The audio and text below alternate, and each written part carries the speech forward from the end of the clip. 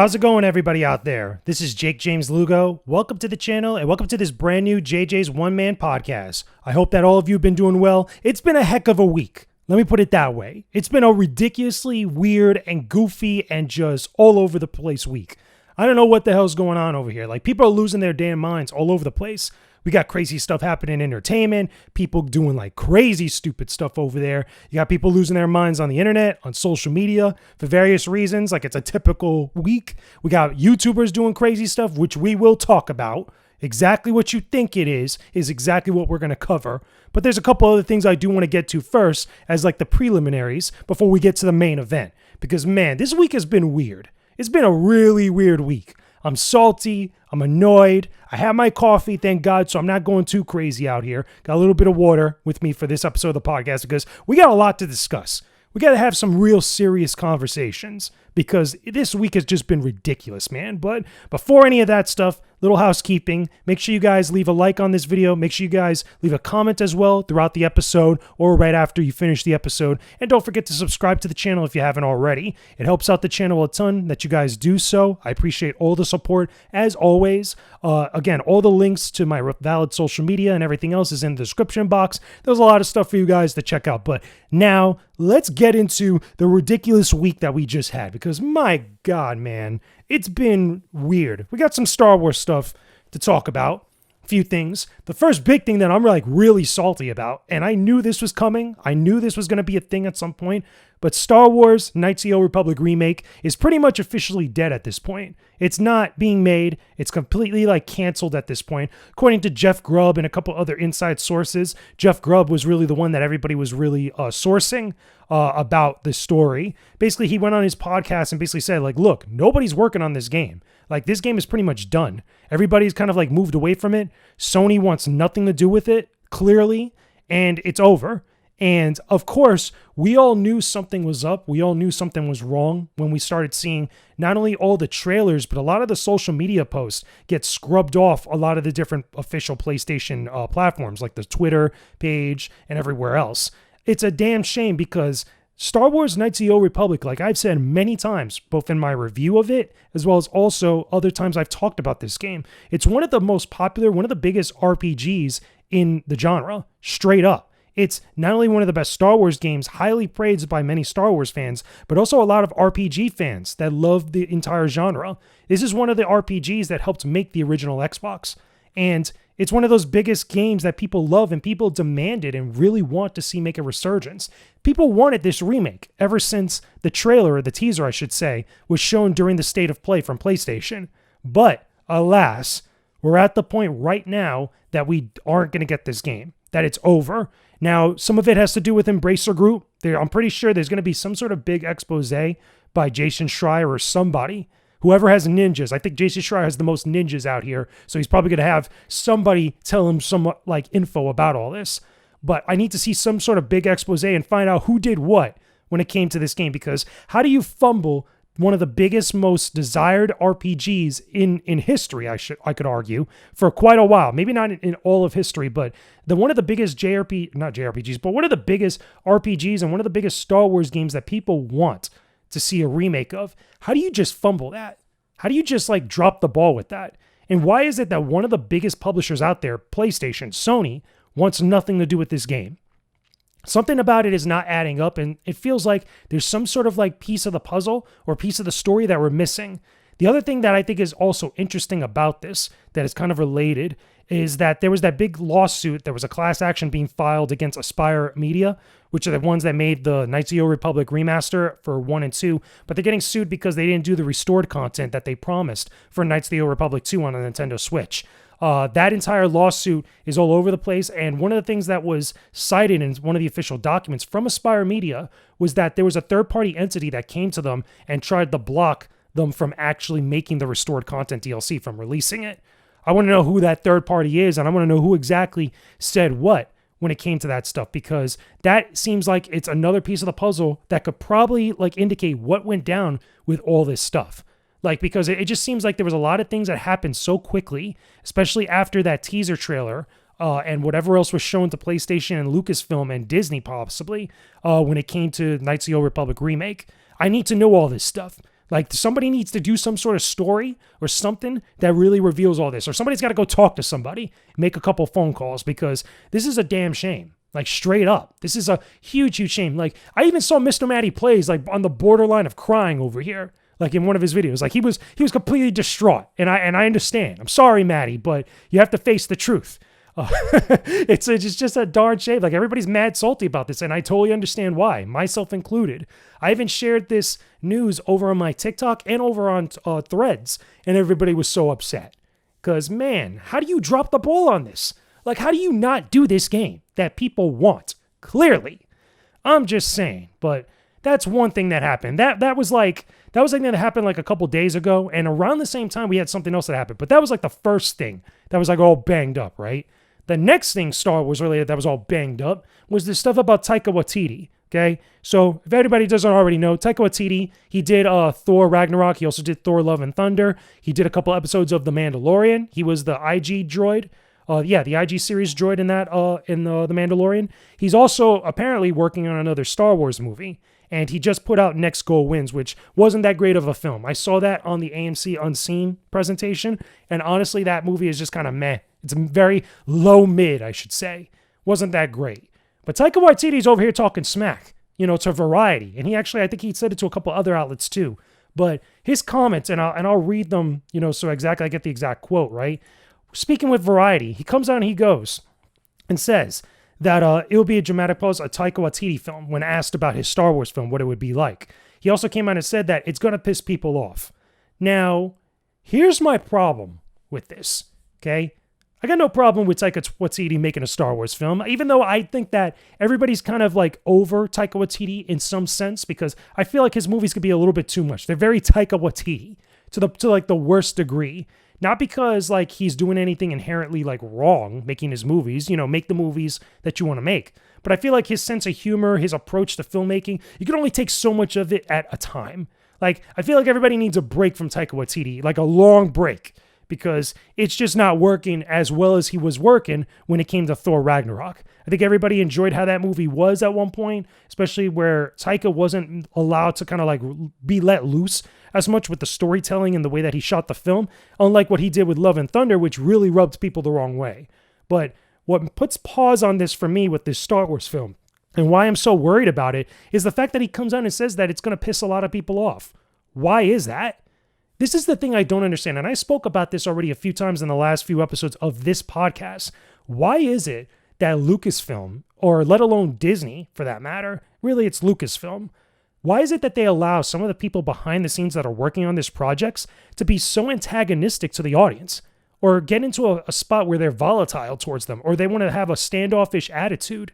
I mean, you're making a Star Wars movie and you're saying it's going to piss a lot of people off. Why would you say that? Why would you even come into it with that type of mindset? I understand you're going to make a Taika Waititi film, which I don't think should be the case for a Star Wars film.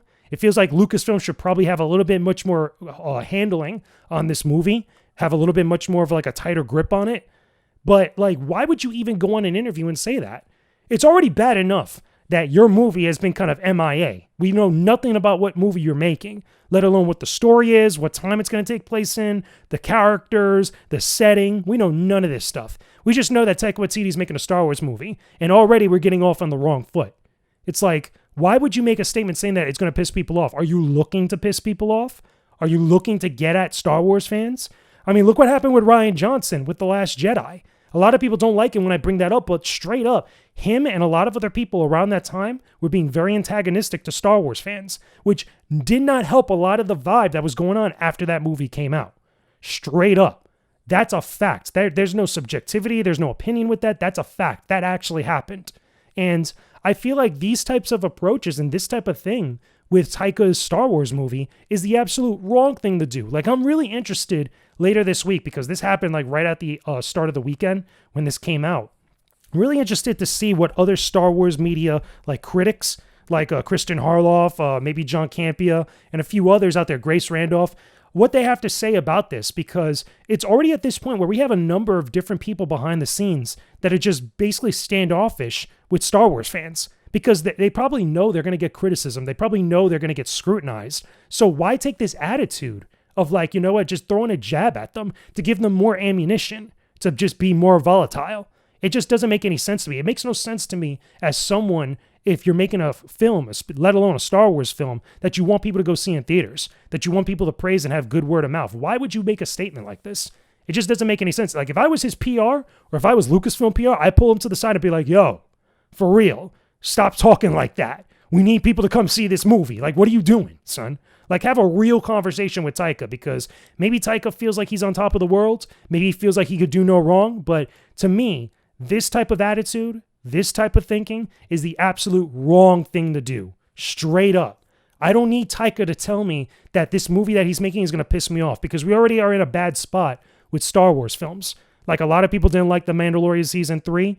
A lot of people feel very indifferent about some of the stuff that happened with the Ahsoka season finale. Even though I like Ahsoka, I thought Ahsoka as a series was pretty darn good to watch week to week. It's not perfect. It has its problems. But it felt much more better to watch that series week to week than it did both The Mandalorian and Andor. Like, real talk. Season 3 of The Mandalorian, like, as much as I was excited about it, I was disappointed more often than what I like to be. And don't even get me started on Andor.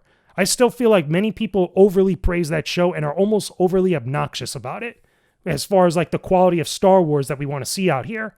Like, I'm telling you, we don't need more of this type of division, this type of volatility, for Star Wars fans, let alone just the medium in general for film and TV. Like, I think Taika needs to take a step back, go work on his Star Wars film, come back and have a much more better attitude when he's got something to show.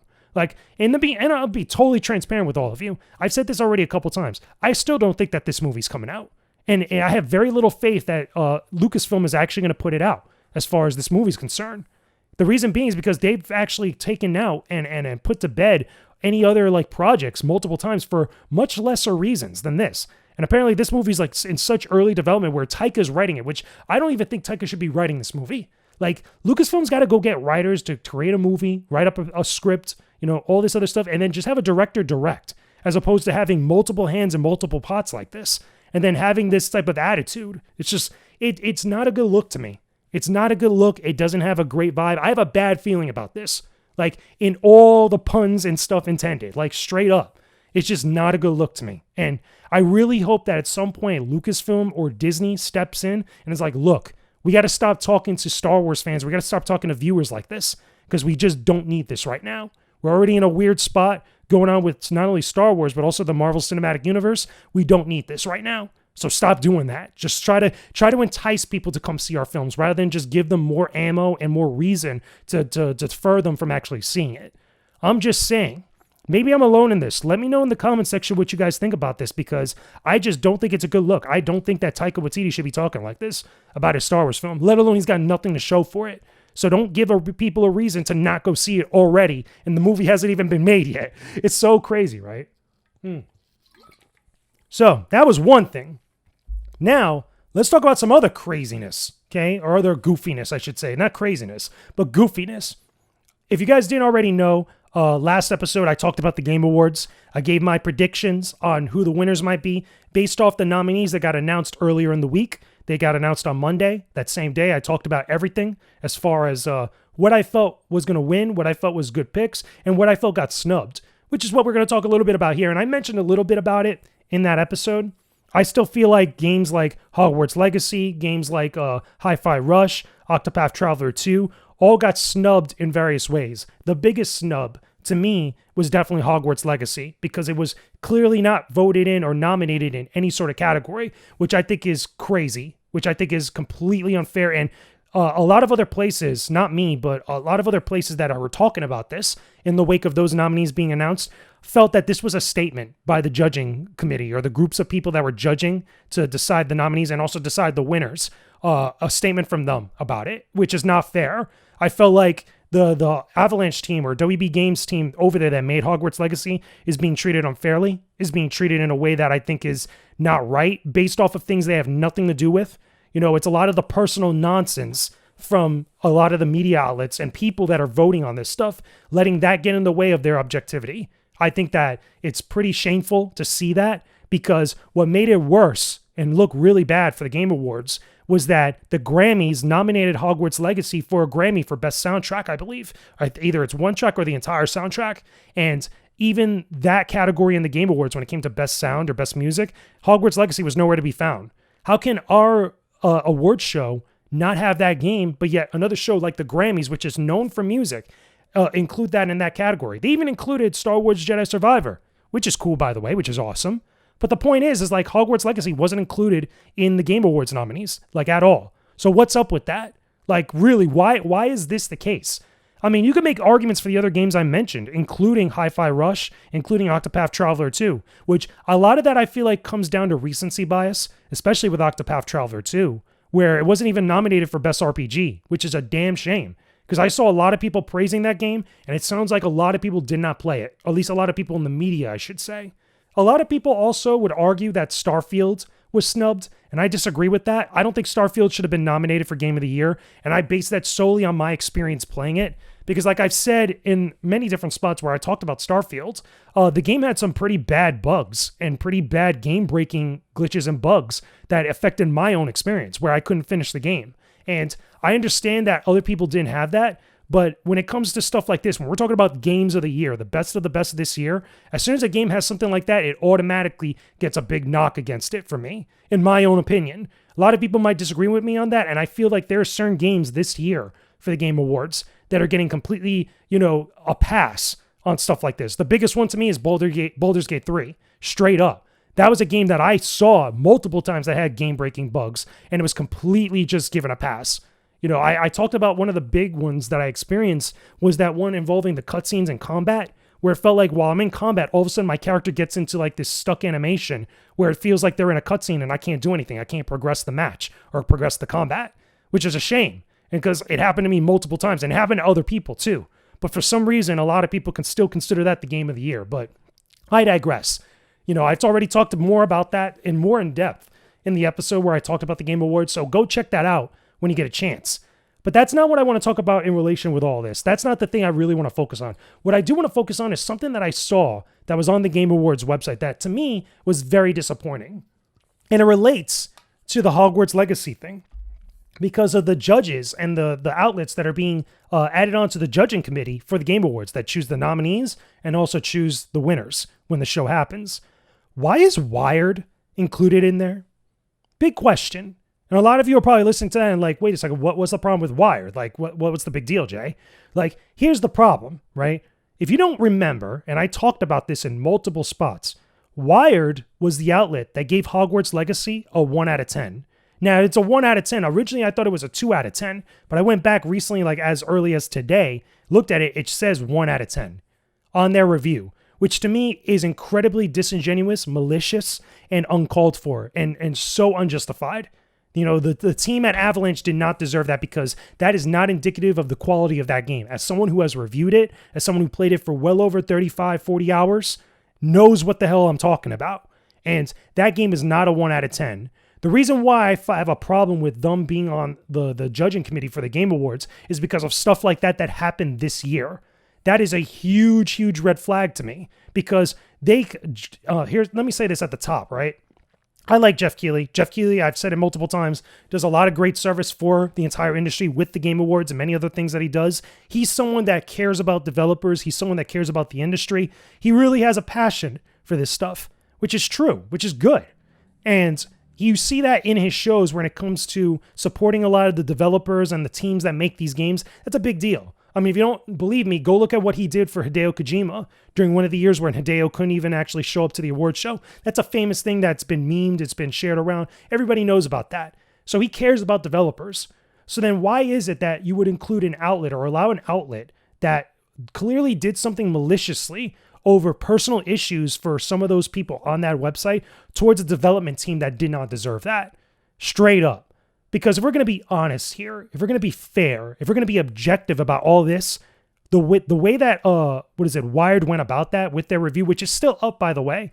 I looked it up. It's actually not on Metacritic, thank God, because I don't think that the game deserves that. But the review itself is still up, and it honestly shouldn't be. It should have been retracted, straight up. But how are you going to allow a website like that to be part of the judging committee when they've done something like that so openly and so maliciously? Because when you go read the actual review, a lot of the complaints and a lot of things and the statements being said are completely false or completely not representative of the actual game itself, which is a damn shame. So To me, that's not supporting devs. That website clearly had a problem with some of the stuff that had nothing to do with that dev team, had nothing to do with that game. So in my opinion, they really shouldn't be on the judging committee for the Game Awards. I understand that Jeff is not the only one that makes decisions with this. I can't blame him. I don't give him any blame whatsoever for that.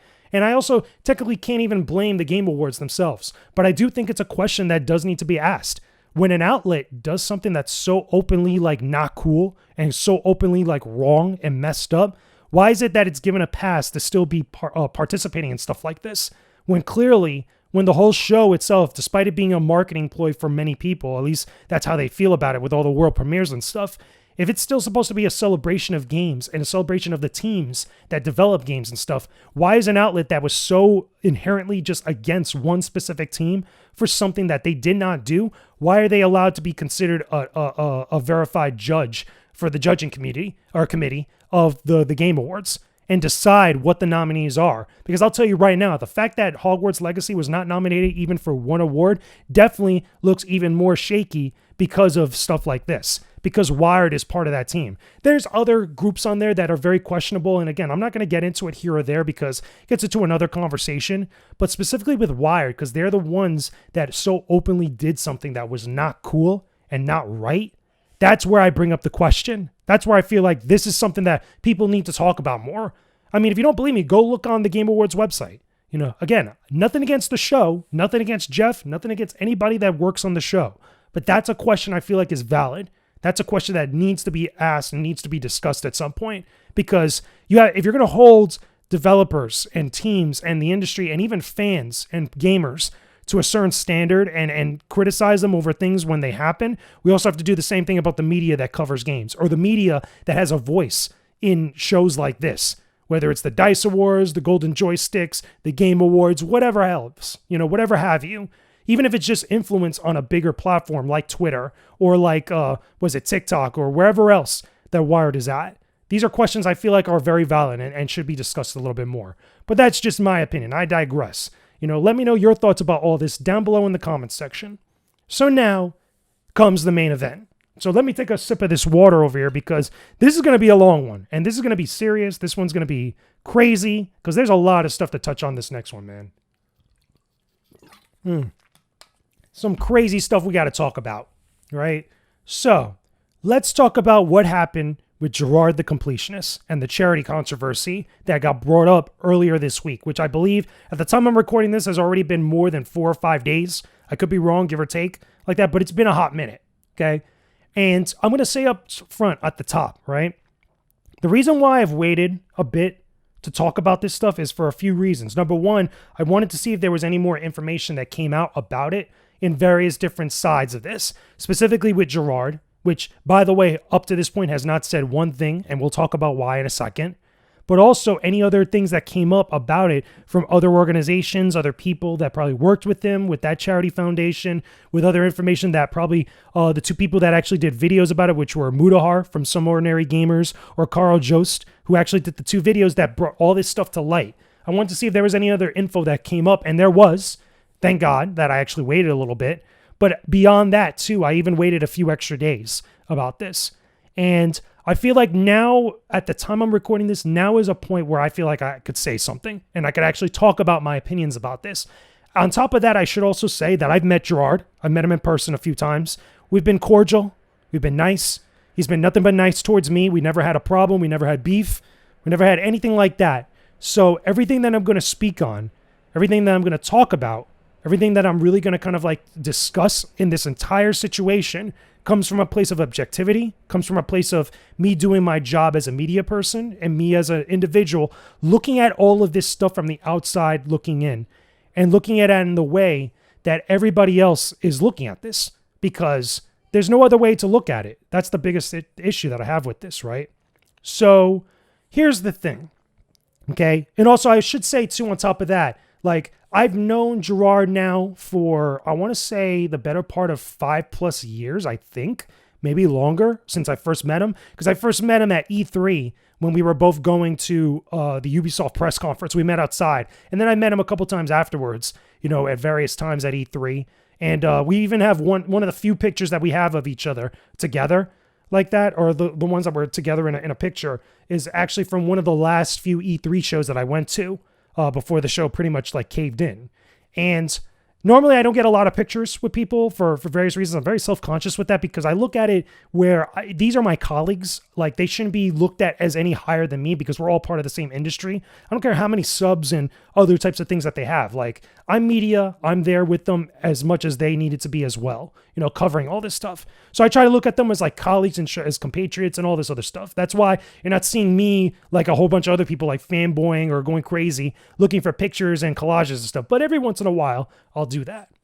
So with all that out the way, okay, now that all that nonsense and all the disclaimers and everything else is done, let's have a real conversation about Jirard the Completionist and the Open Hand Foundation charity, okay? Because if you didn't already know, if you haven't already seen the videos and stuff, quick synopsis.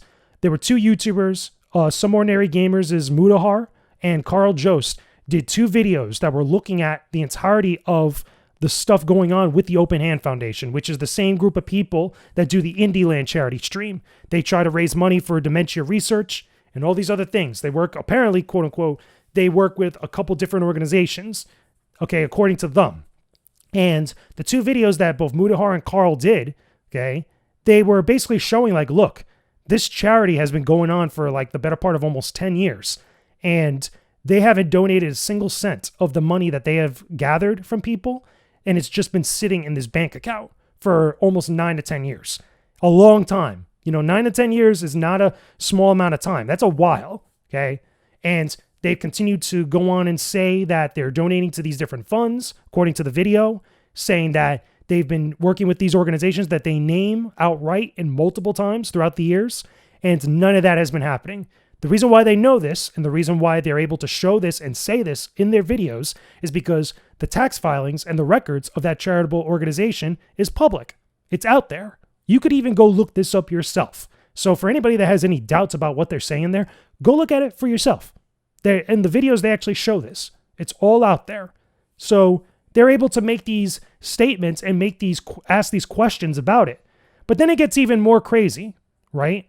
It gets even more crazy because in those same videos, both of them, by the way, we have Jirard going on a call with them via Discord, I believe, and actually speaking about it.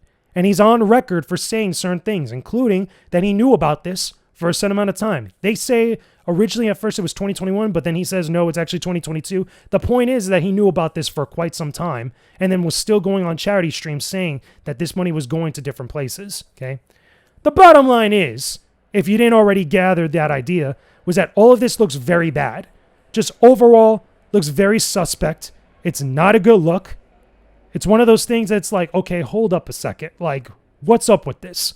Because you're saying one thing on these streams, you're saying all these different things, the public appearances and stuff, but then your actual tax filings and your actual documents are telling a completely different story. And when you get on this call, when Jirard gets on this call with Carl and Mudahar, he's actually kind of defensive. He says a couple things here and there. He makes a couple statements, which I don't blame him for feeling a little bit defensive. He probably caught off guard by some of this stuff. He probably wasn't prepared for how prepared these two guys were to ask these questions. And I can understand it. It looks very bad, okay? But that's not the whole story. Not everything, because that's one side of it, okay? I'll give my full opinion on everything once we get through the full story here, because there's more, as if that wasn't bad enough. But then afterwards, okay, after this blows up, okay, these videos come out, they talk about all this stuff, they got evidence, they got receipts, they got all this stuff. There was a reaction from people online complaining about it, basically saying that they don't believe it, this, and that, and the third. You have a lot of other YouTubers, specifically a certain group of YouTubers, that were outright trying to defend him. You had one in particular that was making some statements that clearly didn't know what the hell he was talking about, which we'll get to in a bit. And then you also had other people that were like shocked because like, how do you debate a lot of this evidence that's being presented? You even had a lot of people that were very well versed in like tax documents or auditing and other stuff, looking at some of the documents that they were showing, and even just getting through a portion of the video, they were like, yo, all these red flags are going off right now because this looks horrible. This looks really bad, like in the worst way possible, let alone the time frames that are being discussed, which make it even worse. It's really bad all around. This is not good. We are not good people is basically what they were saying. And then it gets even worse beyond that, because guess what else happens? Carl, one of the guys who made the videos that were discussing all this, comes out one day on Twitter, I think it was a couple days ago, actually shows that somebody over there at the Open Hand Foundation came out and tried to make a privacy complaint to one of his videos to get it taken down. Now, if you don't know anything about privacy complaints when it comes to YouTube, when that happens and you're trying to file one out like that, you actually have to prove that you're the one that actually has that info, whether it's like an organization or a specific individual or anything else like that. You have to show proof that you're that person and you're that specific entity whose information is getting put out there on blast. Here's the thing though, YouTube denied it. YouTube came out and said like, hey, this is all fair game. This is not something for us to take down the video because all this information is public. And the reason why we know this is because Carl showed all this. He showed all the emails. And he even came out and said, look, the only reason why this got filed and was able to go to YouTube before they denied it is because somebody over there, whether it was Jirard or whether it was somebody representing the actual company, the Open Hand Foundation, actually had to file that out and send it over there, and up to the point when it got denied, which makes this entire situation look that much more worse on top of everything else. Now, since then, the current status that we are now, before I give my opinion on everything, is that Jirard has not said one thing about this. He hasn't said anything about it, made no public statement, no tweets, no videos, no social media posts, none of that. The Open Hand Foundation hasn't made any sort of statements whatsoever either, okay, other than what was shown in the videos that both Mudahar and Carl had, because they did all this on record. They did all this by the book. As much of by the book you can get, these guys did this. They went through every single document, every single tax filing, all the way back dating to 2014. Literally, they show this in the video. On top of that, they had Jirard on a call, officially on the record, okay, which he agreed to be on the record to talk with them. That's why they included it in the video. They even showed all this, okay? They have all these different things, and there's been no statements from them made since. The reactions from everybody else has been that some people have stepped away or have not stepped away, I shouldn't say, because it's the Friends Per Second podcast, which is the podcast that Jirard does with a couple other people, including Lucy James from GameSpot, Jake Balladino as well, and Skill Up from YouTube. They all do a podcast together, but he was asked to step away from the podcast, while all this stuff is going on. The reason why we know this is because the people over there at the Friends Per Second podcast, all three of them, came out and made a statement on one of their most recent episodes where they said, like, look, we know this is happening. This stuff is going down. This is what we asked Jirard to do, and we all agreed. He agreed, and it is what it is, and we're not going to talk about it again. Which, I give them credit for handling it in the most classy way possible, because let's be real, none of those guys over there deserve this. It's not their fault. This is all on Jirard. This is all his stuff. This is all his BS that he has to deal with. So nobody should be taking jabs at any of those YouTubers or any of those people on that podcast whatsoever. So that's where we're at right now. And the other thing I should mention too, I almost forgot. I just now remember it. Mudahar came out and made a tweet saying that recently, within the last day or two, he spent the day talking with lawyers. Okay. And the reason why that's valid is what we're going to discuss in just a second, is because he's talking with lawyers for a reason, which means that there might be some sort of legal thing happening behind the scenes, if not getting ready to happen very soon this week. So that's where we are at with all this stuff. And I know it is a lot, and we're going to go through all of this with my opinion, right? So let me take a sip of this water real quick, because, man, where do I even begin, right? Where do I even begin with this, man? Because, I watched both videos, which, for the record, a lot of the people on social media, specifically on Twitter, okay, I saw a lot of YouTubers that are friends of Jirard who are connected to him. All these people are speaking out about this stuff. Not one of them, or at least a bunch of them, did not even watch the two videos that Mudahar and Carl made. Like, straight up. They probably watched one video or watched a portion of the video and then checked out and started to go make a statement on Twitter, which is stupid. Very stupid. Like, if you haven't watched the two videos, you shouldn't be talking, at all. Speaking of which, right?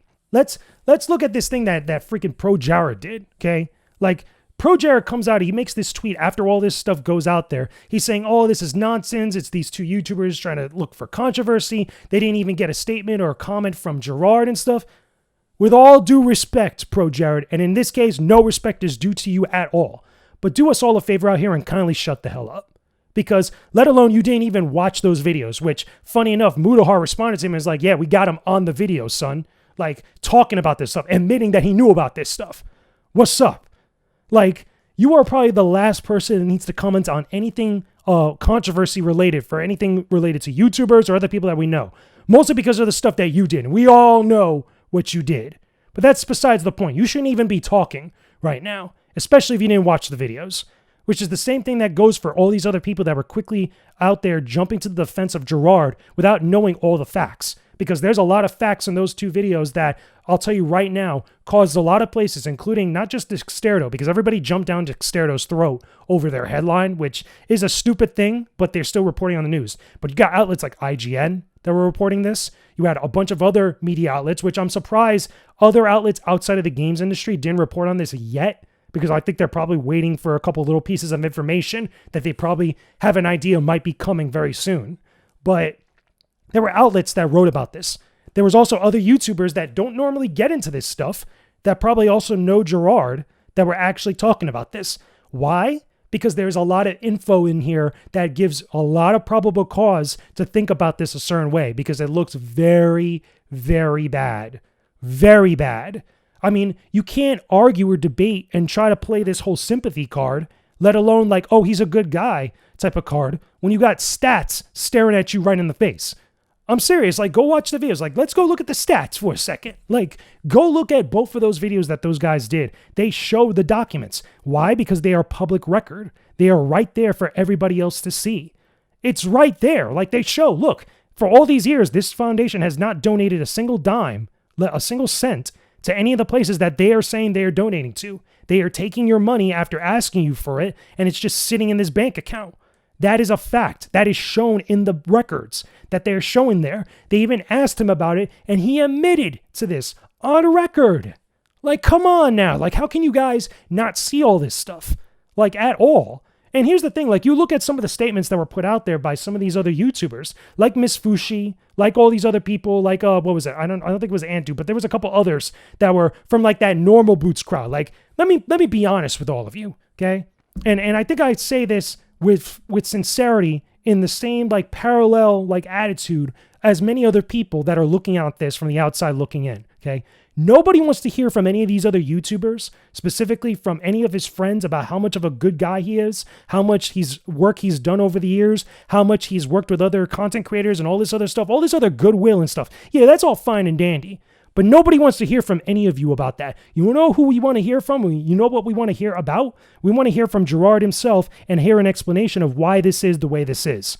Nobody cares about your YouTube collaborations. Nobody cares about your YouTube video projects or anything else that you've done with all the Wii U and DSiWare and all this other stuff. Nobody cares about that. Nobody cares about what the Normal Boots crew has to say about him as a good person or what any of these other organizations and developers, by the way, and publishers have to say about him as a person because we got all these facts right over here and people need explanation.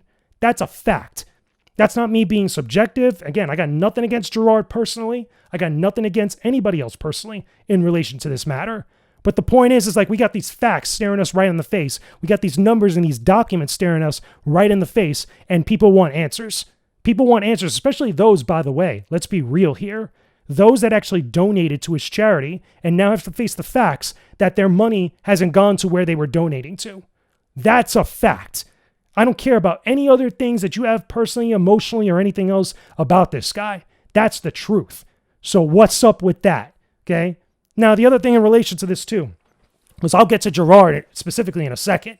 The other thing in relation to this too, a lot of these people were coming out to this guy's defense about all this stuff, not even watching some of those full videos, getting all the full details and stuff. Are all those YouTubers and all those content creators and people that were speaking on this, quickly trying to defend this guy, are they going to have the same energy if something else comes out about this? Like, real talk, ask yourself that question. Are any of those people that were coming out trying to dunk on Dexterdo, trying to dunk on anybody else, Mudahar or Carl, for their videos, trying to defend, like saying, oh, this guy was always nice to me, he was always my friend, I'll always defend himself. Are you going to have that same energy if something comes out that makes this thing so much more worse? Like, real talk. Like, ask yourself that question. Or better yet, ask the people, if you're listening to this right now, go in and ask them on Twitter. Are you going to have that same energy when something else comes out? If, quote unquote, something comes out that makes this entire situation that much more worse. Because I'm going to be honest with you, I don't think any of you are. I really don't think any of you are, because I don't think any of you are thinking rationally. I think you care more about your perception with your fans, which the reason being is because a lot of you share the same fan base. It's a lot of the same fans jumping between people. A lot of you haven't even garnered your own damn fan base. You're kind of like, not leeching, but kind of like, symbiotic relationship between many of you. This is why you got a lot of groups like Normal Boots and many others that all have the same content creators working with the same group of people all the freaking time. Well, that friendship stuff is fine and dandy and stuff, but let's talk about business here, which is what we're speaking on. We're standing on business over here in like the most like truest sense to the phrase, okay? That's what I feel like. Those are the questions that fans and people on Twitter and people on YouTube and other social media need to be asking and be part of the conversation with this. Because I'll be honest with you, right? I did some more digging about some of this stuff. I actually saw that The Completionist, that one video gamer Reddit post, right? Originally, I saw that people were saying that like some of the mods were deleting threads about the conversation with this. And I'm like, well, that seems a little kind of like counterproductive. Why would they do that? Because they're going to make themselves and make Jirard look that much more worse. It was actually because that one video gamer thread or Reddit actually put one main post that everybody could look at and then got rid of all the duplicates. So everybody could talk about it in one spot, which is fair, which just makes sense. That's not like malicious or anything.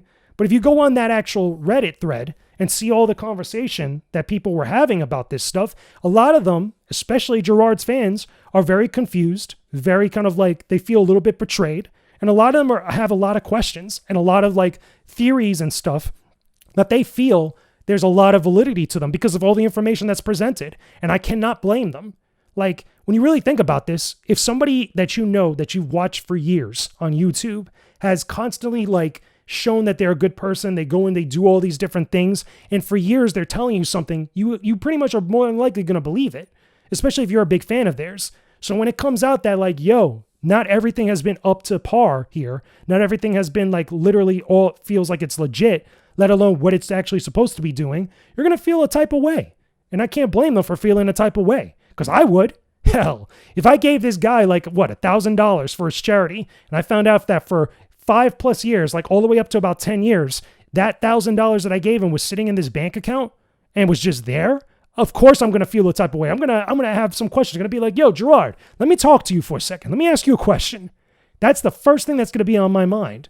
And I'm pretty sure there's a lot of people that feel that way, let alone, okay, as I mentioned this before, let alone all the companies that worked with him during the Indie Land streams. I mean, Yacht Club Games. There was that other company, I can't remember at the moment, but there was another one where in one of the videos, I think it was Mudahar or Carl's video, that they showed that this guy for some sort of like app or company or whatever, he donated, I think it was like $15,000 or $10,000 to their charity that day. How do you think that guy feels about it, right? I know that his company, again, I don't have the name in front of me right now, so I can't say what it is. I'm pretty sure you could go find it. But that company made a statement on Twitter I saw that they were like, yeah, we hope that like things get settled out, the money gets donated to where it's supposed to go and all this other stuff. But I bet you big time that the guy that donated that money and the people in that organization definitely feel a type of way. They definitely feel a type of way because all this time, we donated all that money to you and it's just sitting there. And you got no real legit explanation for why. Other than saying like, what? You were waiting all this time to donate, to find the right donor? Son, it takes you like 9 to 10 years to do all this stuff, but I digress though. Let's talk about Jirard, because that's more about Jirard's thing specifically. And I got a lot to say about Jirard's hand in all this with everything going on, right? Reason why this gets me so annoyed and so kind of makes me feel a type of way is because a lot of this stuff feels like it's common sense when it comes to dealing not only with this sheer amount of money, which, by the way, I didn't say the amount of money that this organization has been holding on to for a specific reason, because I want to tell you it right now in relation to Jirard and why it makes Jirard look very foolish here. This organization, the Open Hand Foundation, has in a bank account, they have over $600,000 just sitting there. This is over like a period of like 9 to 10 years that they've been gathering that money and saying that they were donating it to dementia research and charity organizations, including the UCSF, I think it's the UCSF or USCF, whatever that college was, and other organizations that they name in their Indie Land streams. Jirard says it on camera, on record. And all that money, over $600,000, has just been sitting there. It's like, what the hell, bro? Like, are you kidding me? Like, you're the director of this organization. You're the one that actually, quote unquote, run stuff. You founded it in relation with your family, as well as also in the wake of your mother's passing, which condolences. That's obviously like a noble thing to do in the wake of the loss of a family member. But we're not even talking about that. We're talking about strictly on business here. Okay? You're the head of this foundation. You're listed as the director. You're part of that. You're a director as part of that group that's running that foundation, which is also run by your brother and your father. Okay? You're the director of all this stuff. It's partially your foundation, or mostly your foundation. You're the public face of all this. And you mean to tell me that for years, you didn't know where that money was going? Like after every single Indie Land stream, every single year, you had no idea that that money was just sitting there, that it wasn't going to these charities? On top of that, right, as if that wasn't bad enough, you come out, you admit on record that you knew about this as early as 2022 or 2021, because you said 2021 at first, then you said 2022, which we need to get some more clarification on what exactly was the day and time that you knew about this. Real talk, okay? But for at least over a year to a year and a half, if not more, you knew about this already, but you still went on Indie Land streams, at least one of them or two of them, saying that this money was going to these charity organizations. And it wasn't. It was just sitting in that bank account. And then your excuse was that you were trying to look for a good donation, like fund or charity to give all that money to, because you felt that it wasn't meeting up to your high standards and stuff. I'm going to be honest with you. Everybody listening to this right now, I think that's some bullshit. Straight up. I think that's nonsense, because it doesn't take that much work to look for a charity where you could donate this stuff to. I think you could vet things. You could find other options. You could speak to people. You could make phone calls. You could send messages. You could do all that stuff within a day. It doesn't take 9 to 10 years, or even less than that. Let's be generous. Anything over 5 to 8 years. Okay. It doesn't take that long to do that stuff. You consciously made the decision to let that money sit there, to be honest with you, in my opinion, okay, because I have to say that, in my opinion, okay, that money has just been sitting there. And I also find it very hard to believe that you didn't know that it was for a long time, let alone you didn't know what to do with any of this stuff. Yeah, it's your mess up. You admitted that on record to both Carl and Mudahar on this call, because let's be honest here. Hey, let's be real here, people that are listening to this. I don't care if you're like the biggest Jirard The Completionist fan. Everybody could agree that this guy is not a stupid dude, okay? He's not a stupid dude because when it comes to the donations he gets for that one video gamer or the completionist videos, his AdSense stuff or the sponsorship deals and anything else that comes with it, the notoriety from working with these different companies, for doing all this stuff, how much money he spent on all the DSi wear and the WiiWare stuff, Jirard is pretty smart enough to keep track of a lot of these different things. He's not a dumb dude. He's not a stupid man like that. He wouldn't be, if he was a stupid man, he wouldn't be doing all these different things, let alone he wouldn't be having an audience that he's nurtured and honed for a long period of time. Let's be real here, okay? He's not oblivious enough and not stupid enough to be that person that completely just forgets about nearly $600,000 in a bank account. Let's be honest with ourselves here. None of us out here are stupid, and none of us think that Jirard is that stupid. You could argue now, in the case of this stuff, negligence, which is still just as bad, because I'll tell you right now, there's going to be a lot of serious questions that Homeboy's going to have to answer by some very serious people, which we'll get to in just a second. But we know that this guy is not stupid. We also know that this guy is not stupid enough to get in a call and not agree to being on record with all this stuff. You can't come out and say that, oh, Mudahar and Carl recorded this conversation without my consent or without my permission or anything else like that. No. We know this to be a fact because not only have these guys completely been on the up and up when they cover certain stuff on their channels for a very long time, but we also know that you are openly answering these questions, and you probably agreed to have your answers and your entire conversation in their videos. We know this because it's all so blatantly out there. They're not stupid enough to record a conversation without your consent and put it in a video. Okay, we could outright rule that out.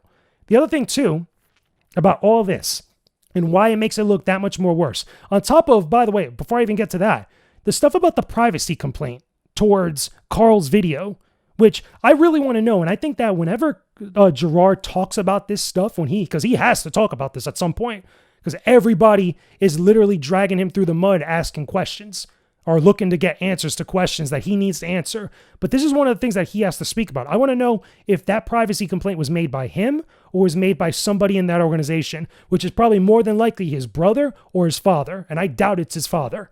Reason being is because his father is probably around the same age as mine, because we're around the same age like that. And let's be honest, they're not the best when it comes to technology like that, when it comes to sending out privacy complaints to YouTube.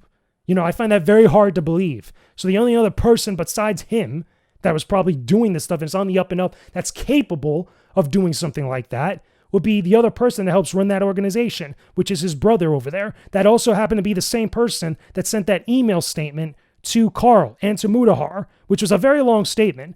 A lot of the stuff that they were saying in that statement that they showed on the video, you could go read this right now, people, is very questionable at best.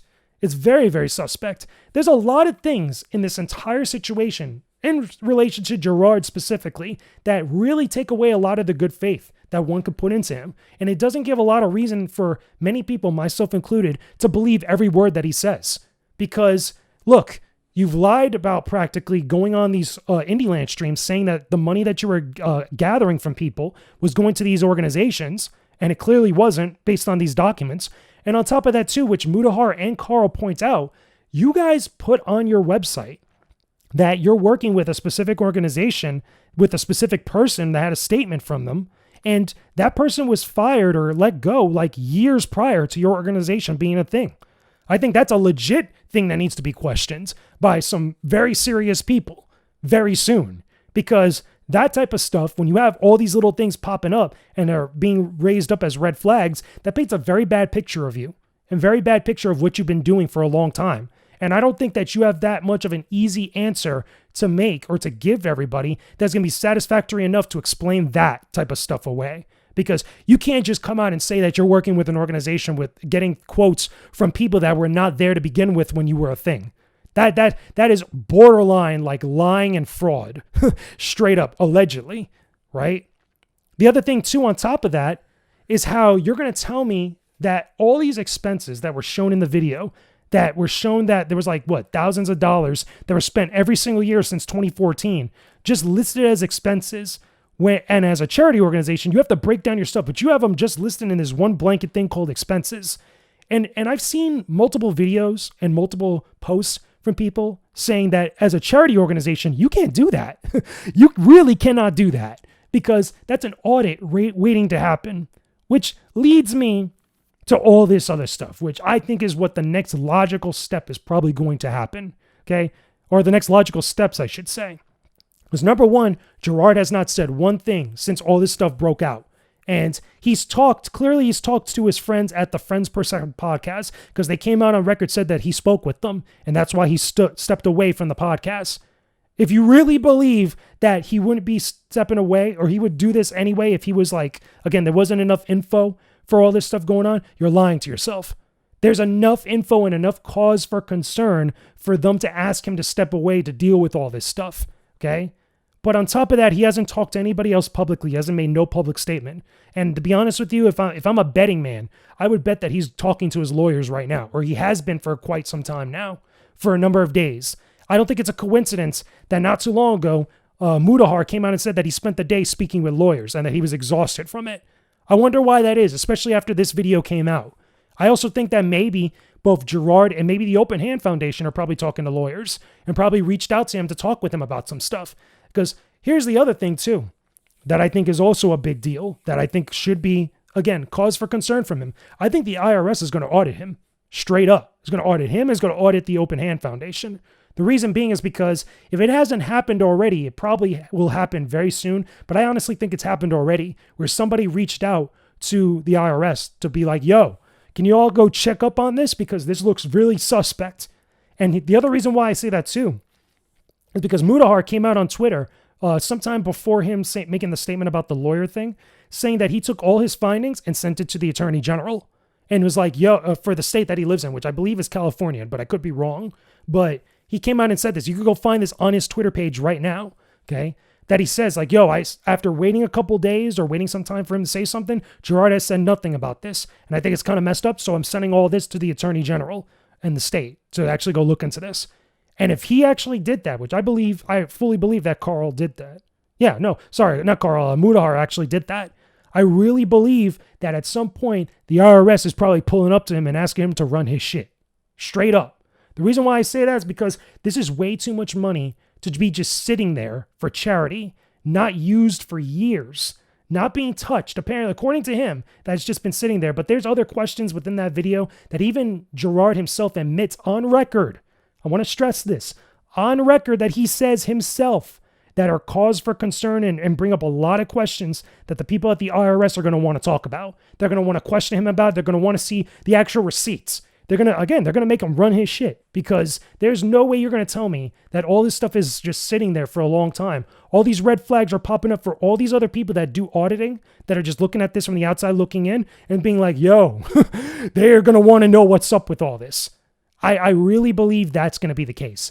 And that's a damn shame, because when that happens, I have a very, very, very, very, very bad feeling that there's going to be other stuff that comes out that nobody's going to like nobody's going to be happy with, because again, all this stuff looks very fishy. All this stuff looks very suspect. All this stuff looks very bad, like in the worst way possible.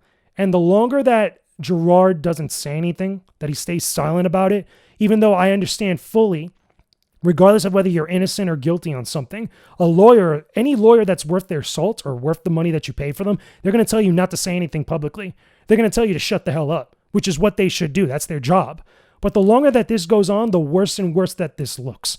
For specifically for Jirard, because not only is he the director of that foundation, but he's also the face of it, that people know, that is on these streams for Indie Land, putting his face in front of it, talking about this stuff. You know, he's the one that everybody's going to blame, and rightfully so. Again, you're the director of this damn foundation. You mean to tell me and everybody else that you don't know what's up with this money that's going over there? $600,000 plus? For real?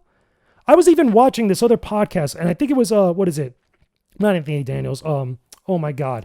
I forgot the guy's name, but it was him and his co-host that they were talking about this very same issue, that they were discussing it. And they were saying like, yo, listen, like these people here, they're just like, well, I'm sorry. I'm trying to find the actual name for you. For the actual podcast I was listening to. But they were basically saying like, look, we've done charities before, many over the years. We've straight up like actually covered a lot of this stuff. We know what it takes to run a charity and what to do with all this stuff. And it doesn't take a long time to actually find a donor or a place that you could donate the money, let alone it doesn't take a long time to actually be on the up and up, to be transparent with your audience about what you're doing and where that money is going, where the funds are going, how exactly they're broken down, all this other stuff. Here we go. I found it. It was the podcast is called It's Too Early. It's hosted, by, what is it? Let me see. Anthony Carboni and Sage Ryan. That was the podcast I was listening to. So if you don't know what I'm talking about, it's, what is it? It's called The Completionist Charity Scandal. It's Too Early podcast. It's on their channel right now called Pixel Circus. Go listen to them. It's like towards the end of the podcast. They get into a whole thing about that. And they had a lot of good points. And the reason why I say they have a lot of good points is because they would know. They actually break it down and they make some very valid points and very valid ideas that are brought up of how this thing is going to play out. Because as much as you might be a fan of The Completionist, you cannot deny that all this stuff is very questionable. And like I said, I think the IRS is going to run his shit. They're gonna pull up to him and they'll be like, yo, what's up with all this? Let's see the receipts. Let's see all this different stuff. Run your whole shit. Because there's no reason for anybody else to believe otherwise some of the things that you've made statements on when the numbers are saying differently. And I don't know. I really have a bad feeling about all this. And I think that maybe towards later this week, if not sometime around this week or very soon, there'll be some other breakthroughs or breaking news about this. And I don't think it's going to be something that everybody's going to be happy with unanimously. I think that it's going to be very weird. Even if homeboy Jirard actually donates all this money right now, you know, there's going to be questions about like, oh, if all this didn't blow up, would you have donated that money? Like, are you really going to have us believe that you're doing this genuinely right now at this point? And I think that's a very valid question. And I also think at the same time, I should say, I think that his entire trustworthiness and his reputation and a lot of his just goodwill amongst a lot of people, both as fans on YouTube and also companies in the games industry, I think a lot of that is tarnished right now. There should be no reason at this point, given the information, even with all the stuff that we don't know. I think that anybody that's fair-minded and has a good head on their shoulders looks at this would say, I would never donate to the Open Hand Foundation, let alone Indie Land ever again. I would rather go find a different charity donation to go donate to. I don't think that this type of stuff should put you off to charity donations, but it should definitely make you question them and make you do your due diligence to look up all this stuff in order to find out if everybody is on the up and up. Because again, this type of stuff happens. It shouldn't deter you from charity work or working with charities or donating to a charity you think is for a good cause and stuff, but it should definitely cause you to be like, yo, let's double, triple, and quadruple check what's up with this. Because I think that there's much cause for concern to do so now these days. There's way too many bad players and people in bad faith and things that are very suspect to not let things just linger on and trust in everything blindly. I think that's the bigger lesson here with all this. So who knows what happens? We'll either find out more bad stuff is happening, or we'll find out that he donated all the money, or we'll find out what exactly comes next after everything. Hopefully this week. The sooner the better, because like I said, the longer that this lingers, the worse it's going to get for everybody. But anyway, those are just my thoughts about everything here with all the topics that I talked about in this episode of the podcast. I know this went on for a very long time, about an hour, because there was just so much to discuss between all the Star Wars stuff, the Game Awards, the completionist drama, and all this other craziness. Like I said, I feel like eventually we might be talking about this thing again sometime soon, but we'll see what happens. Let me know some of your thoughts about everything in the comment section down below. Do you agree or disagree with what I said? Do you have opinions about everything that we touched on with this episode? Also, tell me, what games are you playing right now? As far as towards the end of the year, we're getting ready to go into Thanksgiving very soon. The week I'm recording this, I think is the week of Thanksgiving. I think Thanksgiving is this Thursday or next Thursday, but it's coming up very, very soon. But tell me, what games are you playing and what games do you want to play?